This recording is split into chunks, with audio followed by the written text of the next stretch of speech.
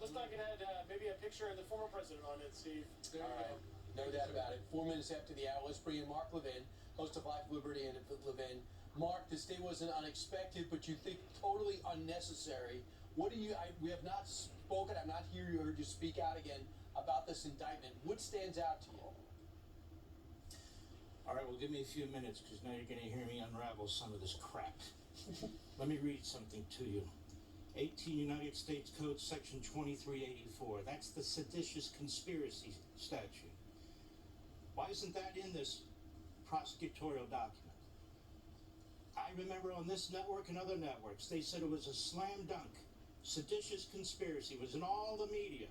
If 2 or more persons in any state or territory or in any place subject to the jurisdiction of the United States conspire to overthrow, put down, or to destroy by force the government of the United States, or to levy war against them, or to oppose by force the authority thereof, or by force to prevent, hinder, or delay the execution of any law of the United States, or by force to seize, take, or possess any property of the United States, contrary to the authority thereof, they shall each be fined under this title or imprisoned not more than 20 years or both.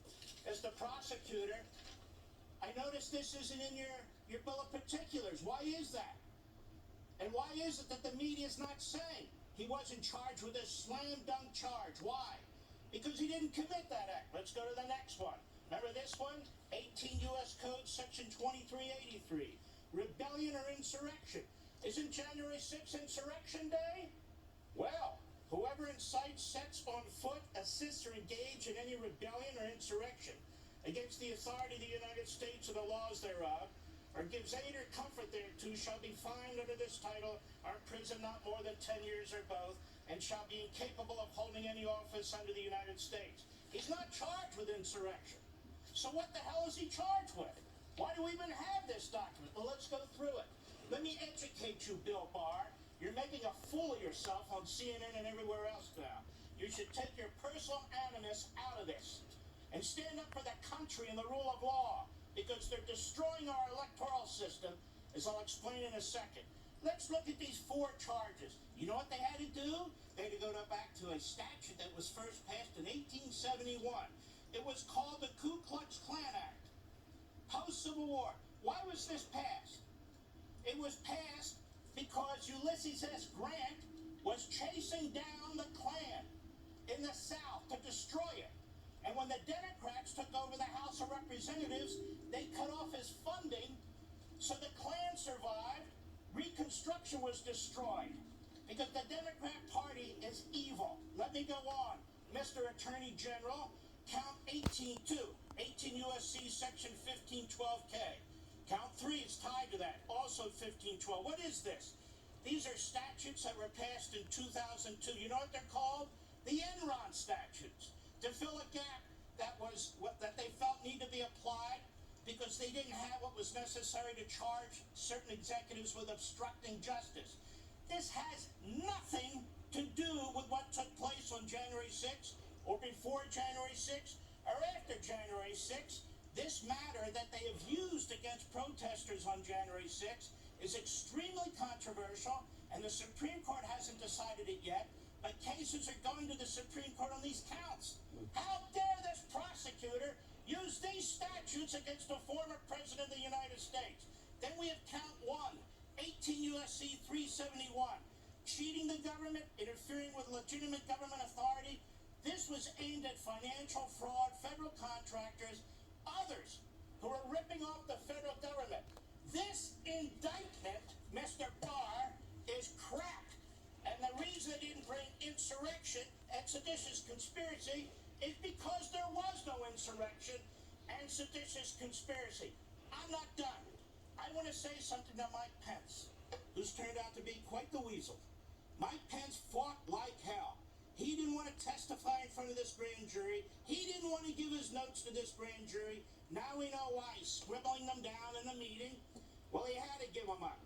Then he gives them up, and now he comes out. He's like, all of a sudden, he's a drama queen. I said no, because his notes are in there. He's flipped completely. And I stopped a constitutional crisis. You did? Well, regardless of your opinion of what he did, you want to read about presidential elections that had constitutional consequences? Read about the election of 1800, which was incredibly controversial. Read about the election involving Adams and Jackson.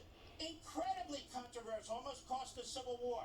Read about the election in 1860 where Abraham Lincoln got 39% of the vote and how controversial that was, leading eventually to the Civil War. Read about the election of 1876 where there were dual electors sent by multiple southern states, where the candidate who received the most electoral college votes and the biggest popular vote, the election was taken from him. Read about these elections. The election of 2000. So here's my question to the three of you. What are the rules now? What now are the rules for running, challenging, and disputing elections, and who decides? When can a candidate rely on legal advice? We actually have lawyers who are now indicted for giving legal advice the government disagrees with. Is a president not free to discuss decisions about the elections with his vice president? Vice president is free to do whatever he wants, as this vice president did. Is a president free to publicly dispute election results without being indicted? Oh, he knew he lost, but he said he didn't lose. So what? Either way, it doesn't matter. The electoral process is now not purely political. In our Constitution, it's purely political. You know who ultimately decides elections? Congress. The electors go to Congress. Congress decides who's in, who's out. If there's two slates, Congress decides. Congress gets to gather all the evidence it wants. It's done it for 247 years, up to this indictment. Now all of a sudden, a department that didn't exist when the Constitution was written, U.S. attorneys who didn't exist, special counsel who didn't exist, even judges that didn't exist, they're now going to look back with 2020 hindsight, decide if what a president says is appropriate, if they think it's false. What the hell is going on here? I will tell you what the hell is going on here. This guy, Jack Smith, has now destroyed our electoral system. Nobody knows the rules of the game. Nobody knows when challenges can be made or cannot be made. Now they're going to figure out what you're thinking and what you believe and so forth. And Bill Barr goes on that crack network, CNN, and he talks about, well, you have the right to speak. There is the freedom of speech, but you don't have a right to say things in a conspiracy. Conspiracy to what? Right. So he'll be on with Martha. He'll be on with Martha today. So Mark, a couple of things. Well, congratulations. He's everywhere. But I want you to hear what Joe Biden said last year, and tell me if you think this applies. Listen. We just have to demonstrate that he will not take power by if he does run, making sure he under legitimate efforts of our Constitution does not become the next president again. You think this applies? Message sent, message received. But I think the mob boss who runs the Department of Justice is already well aware of what his job is. Now, how do we know that? Every single indictment has been approved by the Attorney General of the United States. Every single one. This special counsel was picked because he was close to Eric Holder, he was close to Jim Comey, he was close to Andrew Weissman. This isn't an independent operation. I explained it on my show Sunday. All they did is they took the worst actors under the Obama-Biden-Holder administration. They set them apart, called them special counsel. They have up to 60 FBI agents and 60 FBI agents and prosecutors. He brought in his old chums from the Public Integrity Section, another body from The Hague. He was sent to The Hague. It's not like, can I go to The Hague? He was so bad, he was sent overseas. This man has been reversed by 3 separate juries. He was reversed by an 8-0 Supreme Court. As I explained on Sunday, he takes these statutes that don't even apply. He takes statutes and he rewrites them. He knows that he's in Washington, D.C. He's got a grand jury in Washington, D.C. He's got the worst radical left-wing Obama judge in America. Somehow gets the case. She's in charge of the case. He could indict Trump for drinking too much orange juice. And everybody would say, great, he's not above the law. Let me tell you something else.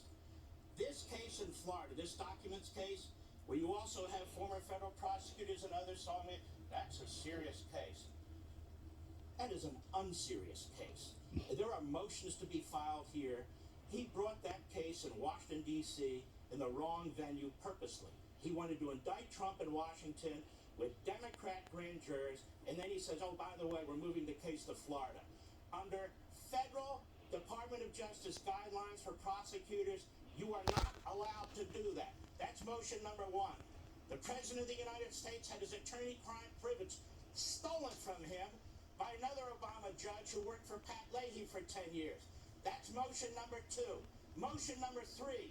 One of the top prosecutors in this office is accused of extorting defense counsel for a co-defendant of President Trump by waiving a federal judgeship in front of him if he could get his client to turn state's evidence. That's motion number three. And then we have a general warrant. There are more motions that Trump's lawyers can file. I assume they will file. So when you have people come on these airwaves and other, oh, that's a slam dunk, documents. And then step back, America. You charged a president with 37 counts involving documents in the middle of an election where he's the likely Republican nominee, and in there you never mention the Presidential Records Act. It's called the Presidential Records Act, not the Hillary Clinton Records Act, for a reason. That is the controlling law, and the prosecutor doesn't even use it. This guy is sleazy. He's destroying our republic. He's destroyed our electoral system. I'm telling you three right now. Nobody knows what the rules of the game are now when it comes to an election. And Mike Pence, you're a disgrace for what you're doing right now. Of course, you objected to what you were told. And you did what you thought was right. That's the way the system is supposed to work. It worked. The system worked. And now we have the Biden administration sitting back and saying, well, who can we indict? And they looked hard. And then the January 6th committee. And you have people on the January 6th committee who should be apologizing to America. They said a sedition. They said insurrection. There's no sedition. There's no insurrection. How could there be? The President of the United States said, hey, Nancy, you want 10,000 armed National Guardsmen to protect Capitol Hill? No, we don't. It would be a bad look. We don't want to do that. How can you run an insurrection when you're offering 10,000 armed army troops to encircle the Capitol and protect it? Oh, and of course they leave out that phrase, peacefully protest. They didn't find, and I told you guys this months ago, not a syllable of evidence that Donald Trump was involved in overthrowing the government in an insurrection or anything else. As a matter of fact, he left office when he was supposed to leave office. That's what he did. They went after him before he was elected. They went after him when he was elected. They went after him in 4 years of his presidency. They're going after him now. And this is a disgrace to the whole country. Well, the next indictment will be, revealed and whatnot coming up 8 hours from right now. Mark, thank you very much. It's always great to get your point of view. It's the right point of view. God bless you. Right. God bless you. And look forward to your book coming out in September. Yeah, the Democratic Party hates America. And he mentioned his show on Sunday, Life, Liberty, and Levin, Sunday nights at 8 o'clock Eastern Time right here on the Fox News Channel. All right. 8:18 here in the East, and still ahead, New York City offering students